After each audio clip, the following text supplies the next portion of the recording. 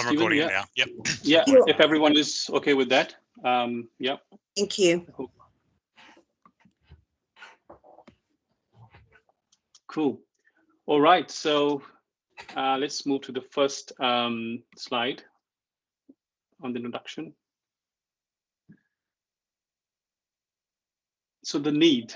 I think we started discussing this probably 3 months ago with different leaders. And Stephen, if you could go to the next slide. And some of the main things that we kind of discussed were that the BA profession is evolving. And if you look at last few years, you all will agree that how the profession has changed. So the idea is, how do we as BAs remain on top of our game? How do we know what is happening in the market? How do we know, what different organizations are doing in this space, and how do we learn from them? So all that was one of the main ideas that we were discussing, and we felt that if something like this is there, then we can always kind of cross pollinate and learn and understand what is happening and involve with the profession. The other thing was that the BA role definition changes organization to organization. I think you all will agree that when we move to different organization, the kind of understanding people have of the BA role changes as well. So I think this is a good opportunity for all of us to kind of see what the gaps are, what the differences are, and how do we bring some consistency in that. So that is the other main kind of area that we saw as a need. In addition to that, we felt that we need a forum for leaders to collaborate, share ideas, and learn from each other. So I know all the leaders, we are catching up for last couple of months already, and I can say for everyone that we are seeing the value of discussing different challenges and learning from each other already. So that was the other thing we wanted to do. And last but not the least, we thought it would be such a great idea to have a platform at this level for all the teams and practitioners to connect and learn as well. So for all of you, to kind of come together and, for example, today we are going through design thinking, those kind of topics that we always want to learn from each other. Again, this provides that platform to all of us. So this was a need that we thought, and with keeping that in mind, we were working together to lay the foundation. And the first thing we came up with was the mission. So Steve, if you, yeah. So we did some workshops to come up with the mission statement, and we again started with the need, that why we are doing this, what are we trying to achieve from it. So this is just a snapshot of one of the boards of things that we did as leaders to come up with this. And you can see that sorry, I'll go back, Steve, just a minute. So you can see that on the right hand side, when we kind of collaborated and come up with teams, it's all about collaboration. It's all about learning. It's about sharing experiences, activities, doing activities together, networking, making connections, and how do we grow the profession together. So these kind of things came like as major themes on what we're trying to achieve from this cohort. So keeping that in mind, we came up with this statement. So what our mission statement we are trying to propose here is that to provide New Zealand-wide platform to business analysis leaders and business analysis practitioners to share knowledge and learn from each other, so that we can evolve, shape, and grow the BA profession in New Zealand. We all can grow, continuously improve, and adapt to the changing requirements of the BA role and profession. And we'll do this by establishing connections, collaboration, and knowledge sharing. So this is the first draft we have come up with. And if you have any feedback, please give your feedback on the chat window, or you can post on Slido as well. And we will definitely have a look and see how we can improve it from here. Any questions before we move to the ways of working? Does it sound all right, the mission?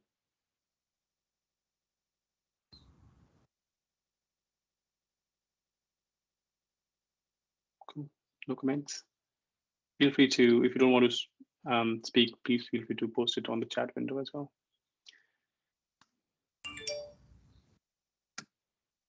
Cool. I'll move to the ways of working. All right, so the next thing was to what kind of things we can do. And again, we did a good discussion on that, and we have come up with few things as a starting point, and we will be collaborating with you all as we move along in this journey, and I'll add a few things here as well. While I'm talking to you on this, again, if you have any other suggestions, kind of things that we can do, please take this time to put those ideas in the chat window so that we can take them from there. But as of now, we have come up with, for BA leaders, we are thinking that we will have community of practice sessions where leaders take turns to facilitate and present. So, as BAs, as leaders will meet, and kind of discuss on different topics and take turns to kind of facilitate those sessions. We are already doing it for last couple of months, but I think we will be doing more targeted sessions moving forward. We also said that we will do open discussion sessions on BA practice management related topics. So BA leaders can bring a challenge or something that they want kind of more information or ideas on, and we will just kind of have an open discussion in those sessions. And again, learning and knowledge sharing sessions through online communication channels. So any sharing through online communication channels. So as we have already set up a LinkedIn page, so anything we can share or learn from each other, we will be doing that during as part of those communication channels as well. For practitioners and the team, we thought we will set up all team meets, and it will feature a guest speaker. So today is one example of that. But I think in the longer term, and hopefully when the COVID scenario kind of settles a bit, we will be doing festival of learning, and that is more like not one speaker but multiple speakers from different areas, and we are kind of talking on different topics. So that is something we will start doing next year, and we are also planning for doing some BA safaris in which we as a group are going in different organizations and understanding how they are working and things like that.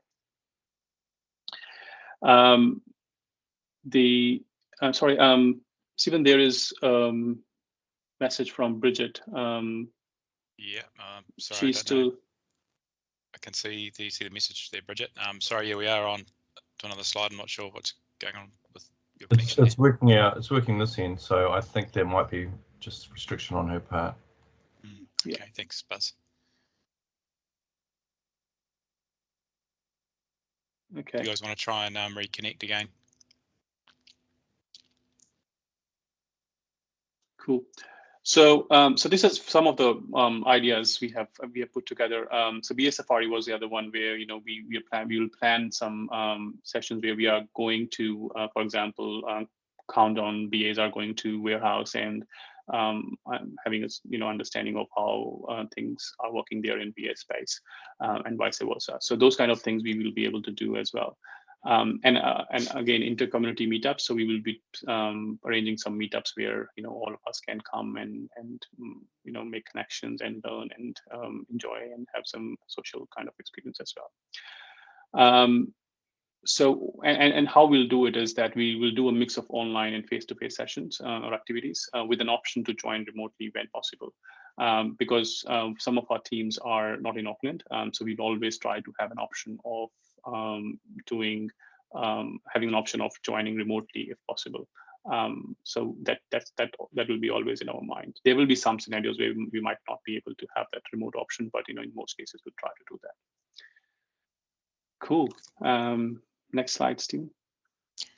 Just a time check, Bharat. We're getting close to the past the 10-minute mark. Yep. Cool. So our operating rhythm. And so all these things, BA Leaders Forum, we have come up with that we'll do monthly. So all the leaders we monthly.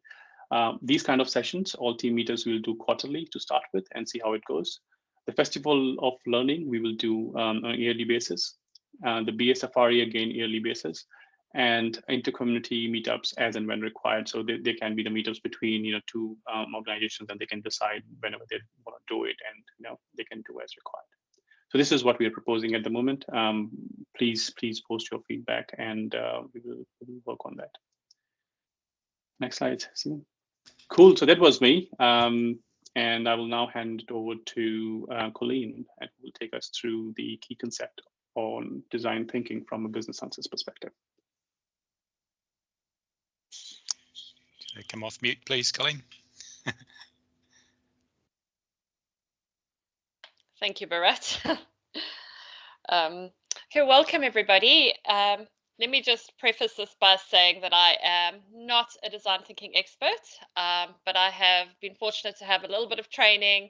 I've used some design thinking in to find ideas for a problem that a client needed solved, and I facilitated a design sprint with a BA team who were looking to use some of these techniques in order to incorporate them into their work. So what I'm sharing today is a little bit of knowledge that I've learned, but a lot of it is stuff that I'm learning alongside all of you at the same time. As Bharat mentioned, this topic was chosen by the BA Leaders Forum as something that might be of interest to many of you. Some of you might be more familiar with the topic than others, but I'm hoping that you learn something, there's something of interest for each of you today. So we're going to basically run through a high-level view of what is design thinking. So IDEO defined design thinking as a human-centered approach to innovation to integrate the needs of people, the possibilities of technology, and the requirements for business success. The Interaction Design Foundation described design thinking as a non-linear, iterative process that teams use to understand users, challenge assumptions, redefine problems, and create innovative solutions to prototype and test.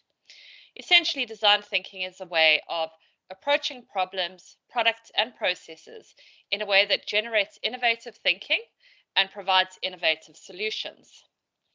As business analysts, part of your role is to determine requirements, define possible solutions, and investigate the feasibility of solutions.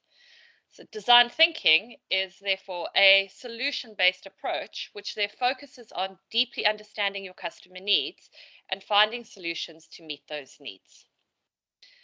So the design thinking mindset is, we need to advance the slides, please.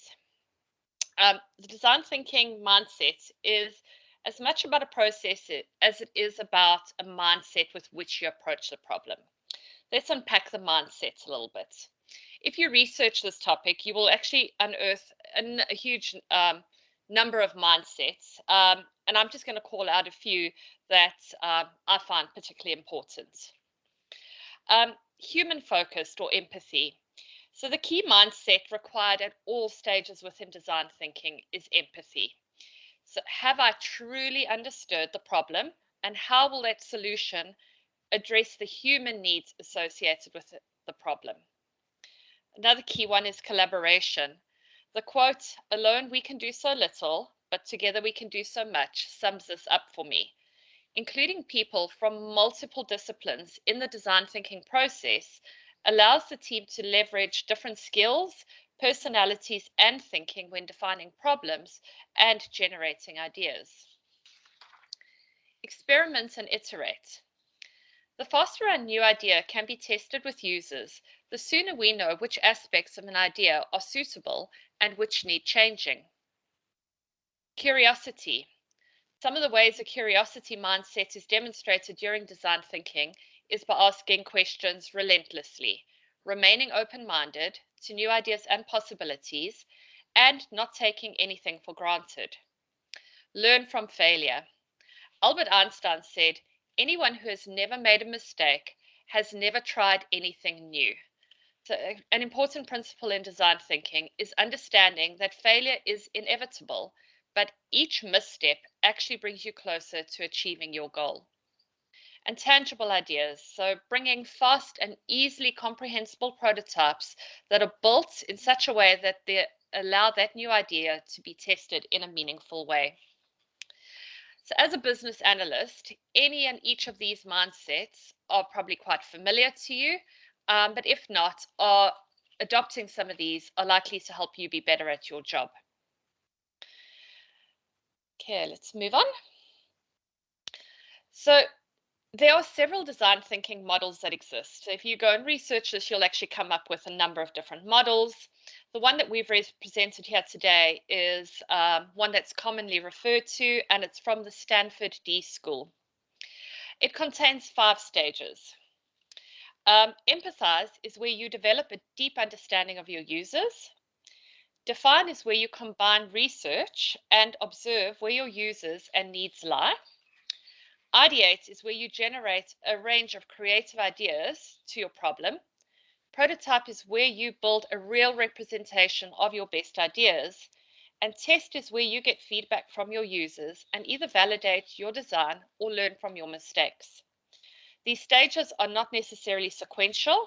They can be run in parallel, out of order, and repeated in an iterative fashion. So you will find yourself moving at any time through any of these. As a BA, why should you consider using design thinking? Can we move slides, please? So how often have you been given a solution up front and told to write the requirements? Or have discovered that there are inherent limitations that have not been considered in the solution design? Or you have been involved in implementing something that seemingly achieves the project's objectives, but people don't want to use because it actually doesn't truly address their challenges?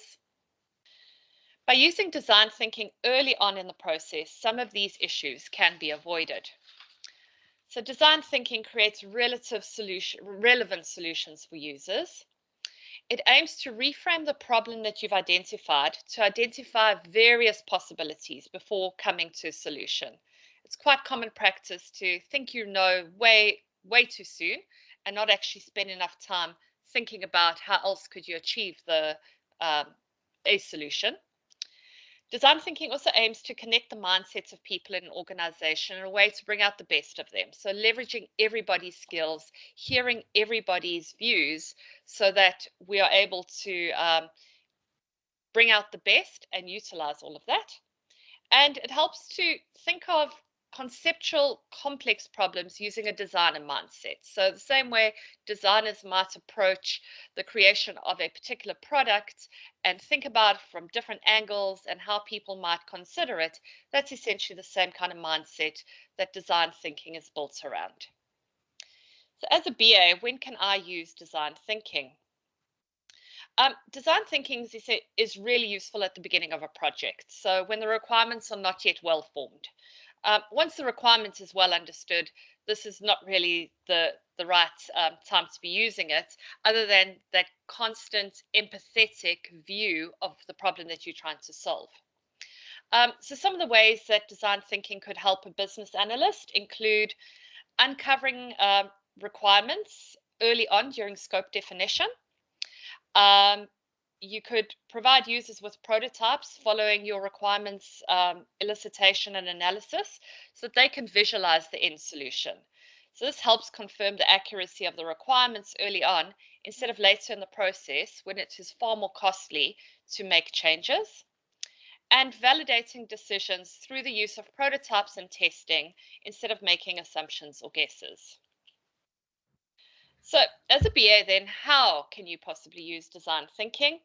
Well, the first thing to understand is it's not necessary to move through those stages sequentially. The nature of this process is iterative, and you may find yourself moving backwards and forwards all the time. As a BA, you also might find that you don't need to do all of these stages for the work that you're involved in, but you may want to just incorporate a technique or two into your usual ways of working. Let's unpack each stage in a bit more detail. So empathy is the first stage of the design thinking process, and it's the most critical part of human-centered design. So empathy is about understanding what customers and end users experience and the reasons for that experience. Essentially, it's the ability to see the world through other people's eyes and to step into their shoes to feel what they feel. The goals of the empathize stage include fully understanding the context of the business problem or the domain by getting behind the process or the functional usage of it. Understanding not just the how or the what, but the why. And the why is really critical in this process. Putting the customer, user, or relevant business stakeholder first, and getting to know people and their motivations. Some of the tools that you would use during the empathize stage are familiar to you as a BA. These include observations, surveys, interviews, and workshops. You would use your active listening and facilitation skills to deeply understand your users. An extremely useful tool is the empathy map, which is a simple, easy to use visual that captures knowledge about a user's behaviors and attitudes. So as you are listening to users, you're writing down what they say, what they think, how they feel, the things that they do, and all of that builds up a picture that you're then able to share with your teams so that they can get inside the head of the users and to refer to constantly, so for you to build up empathy for that particular user. The second stage of the design thinking process is define. So during this stage, you accumulate the information that you've gathered during the empathy stage, and then you analyze your observations and synthesize them to define the core problems you and your team have identified. The goals of the define stage include reviewing and researching information that has been gathered, identification of any patterns or connections, defining the mission statement or real problem, and determining a point of view statement. There are many techniques that can be leveraged in the define stage, many of which will be familiar to you as BAs. One of these are customer journey maps, where the relationship between a customer and organization is mapped across all the channels in which they interact in order to determine pain points and opportunities for improvement. Personas can then be built out using information obtained during the empathize stage to ensure that different user types are considered when you're designing your solutions. Point of view statements are a powerful tool for defining and aligning on the problem that you are trying to solve from the perspective of your key user or customer.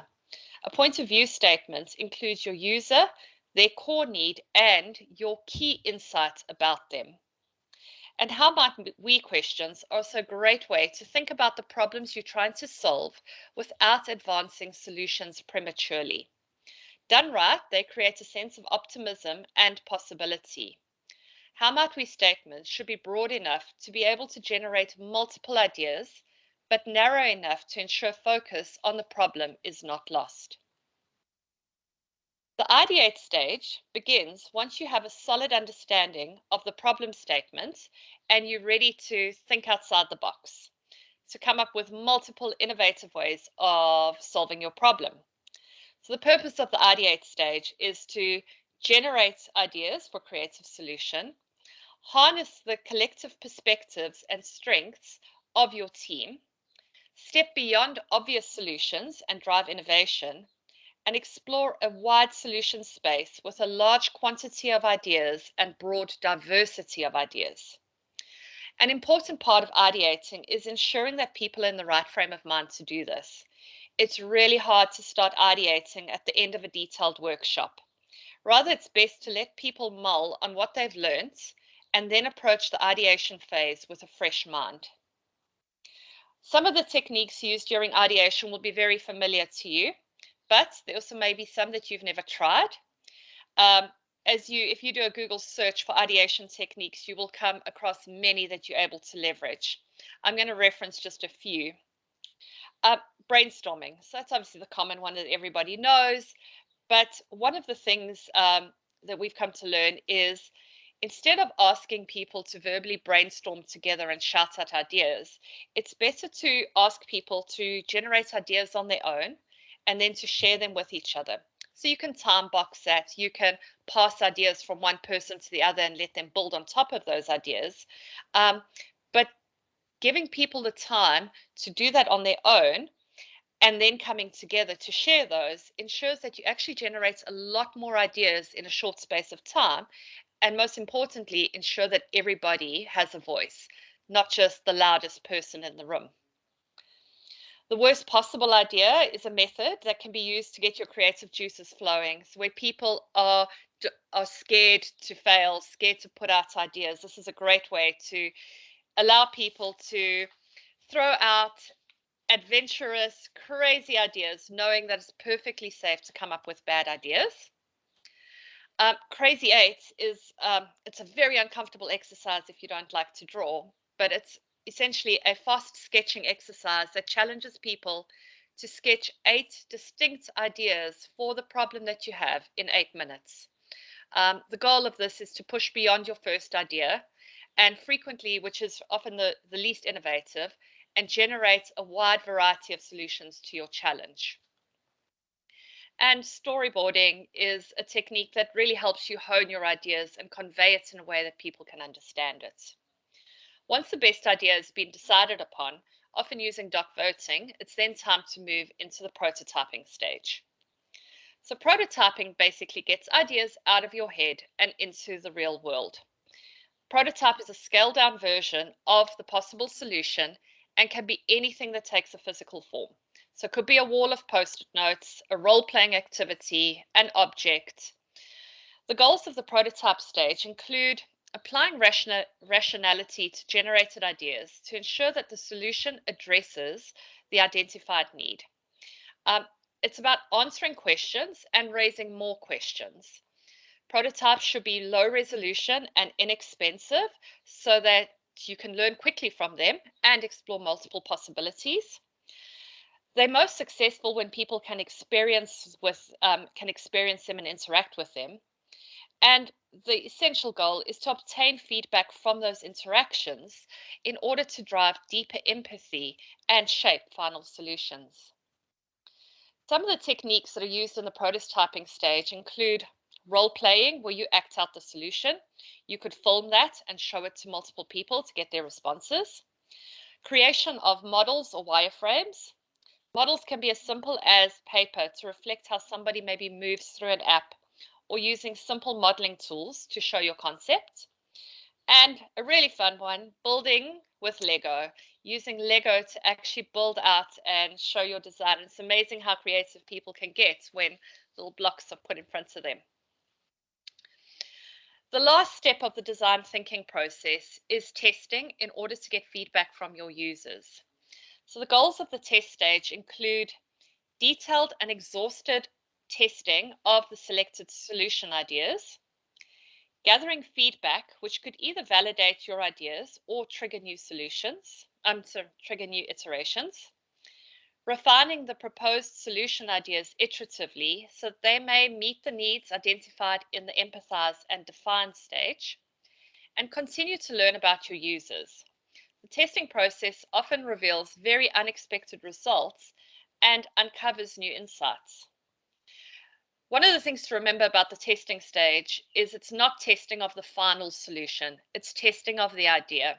So the testing that you may experience as a BA of a solution that you're trying to offer up to the business, this is not that. This is way before we even get there. It's just that conceptual thing about the idea that could work.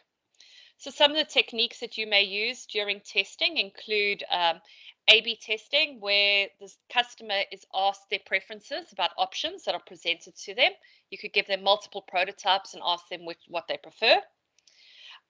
Focus groups, where again you get customers in a room and ask them to interact with that prototype, often without even giving them instructions, to say, here you go, figure it out, and see how they respond. And also interviewing them to determine how they feel about it. What did they like? What didn't they like? Collecting feedback from testers and conveying this to the team is important during this phase.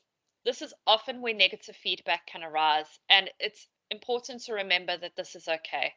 We spoke about the mindset of failure, and this is often where it presents itself. Failure is encouraged because it means we've got an opportunity to reiterate that idea and put something forward that addresses what the customer needs, instead of wasting time, money, and energy on something that is not actually wanted. The results from testing may mean going back to the drawing board to refine your point of view statement because the problem was not correctly framed in the first place. It may mean throwing away the prototype and starting to build a new prototype with your new learnings that you obtained during the testing phase. And sometimes it will demonstrate that you have managed to find the right idea to address the problem and that you can now start progressing with a solution. At this point, the more familiar BA practices of scoping a project, creating user stories, and defining product backlogs actually starts. So if this topic piques your interest, there's a lot of information available on the internet, as well as a huge number of books written on this particular subject. Some of the sites that I found useful are referenced in this document, and once we share this document, hopefully if you're interested in this, might find some of those useful. Thank you for listening. I hope you found some insights today. Thank you very much, Colleen. That was awesome. Very good. Thanks, guys. So yeah, that's really good. So I'm just going to check to see if there's any questions in the chat. No, there was none. None come through. Cool. Thank you. Rightio. So let's just move along. So we're running ahead of time now. Thank you. Well done. We're just going to spend a few minutes now talking about the cohort and a name, or coming up with a name. So thanks everyone for putting your ideas forward. I'm just going to bring up the poll on to see which one has been selected, and let me just drag that onto the screen here. Can you all see that? Yeah, I think Stephen, not everyone has voted yet, so there are only 22 votes as of now. So I think if people can take some time to vote, that would be really good. Cool. So can you see the screen now as you're voting? You'll see the numbers move. 23. Another vote come through. We can't see the new screen. Have you put that? I can still see the old screen. Okay. So thanks, Bharat. And sorry, everyone. I was just told by Stephen that my camera was off when I was presenting. I didn't realize that. The Teams probably put my camera off by default, and I never felt that. So sorry for that. No worries. Can you see the screen now, guys? The votes coming through. 33. Okay, maybe something wrong at my end because I can still see the old screen. That's all right.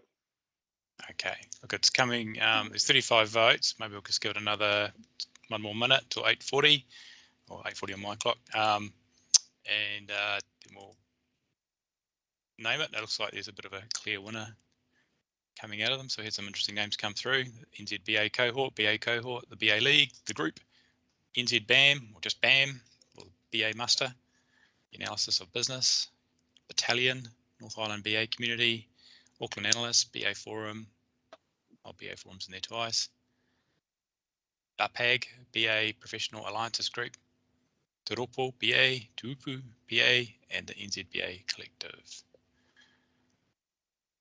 So, all right, so it's gone 8:40, so looks like there's a clear winner there. Looks like we're going to be known as the NZ BA Cohort. Thank you, everybody. Thanks for voting. Let's go back to the slides. So yeah, so thanks everyone for coming in today. It's been great. I think there's about 100 people online. It's awesome to have so many people come through. My experience, you always wonder how many people are going to turn up on the day, and yeah, it's a really good. Yeah, we had about 100 people shared the link, so it's great that everyone's decided to join up. It's been great listening to Colleen, and thank you, Bharat, for all your hard work there, opening things up at the beginning. Yeah, so I'd just like to thank everybody. If you've got any feedback, we've got a few minutes. If you want to turn your mics on or drop anything into the chat, feel free to do that. I will share the slide deck. I'll turn it into a PDF and I'll email it out to everybody. But yeah, any more questions? Stephen, there is a question from Roth. If you can open the chat window. Sorry. Yep. So the question is that if it's in New Zealand-wide cohort as described in the mission statement, what effort has been made to involve BA leaders outside Auckland?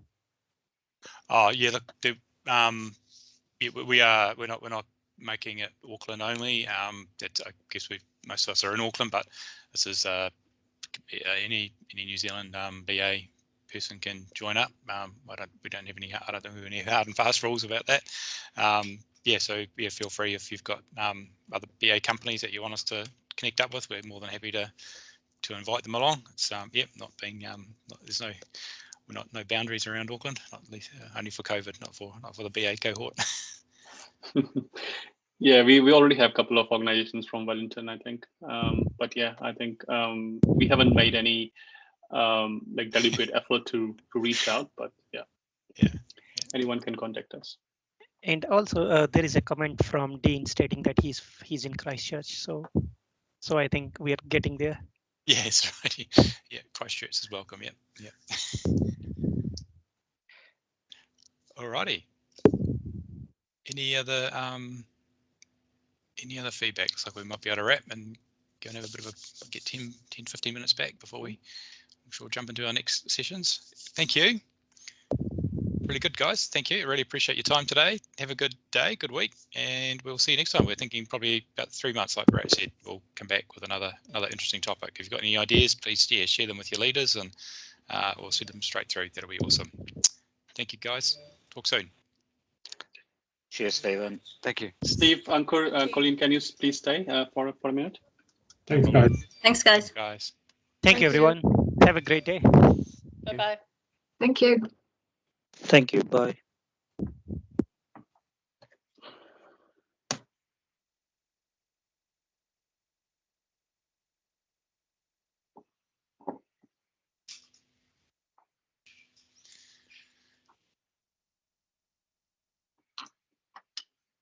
Down to 5 hours. Someone's left the connection up. 3.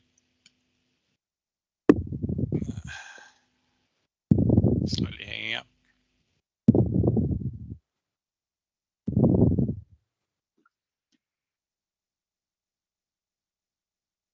Let's see if I can try and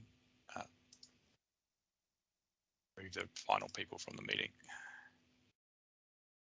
Also, Stephen, if you may want to stop the recording as well. Yes, I can do that. Yeah.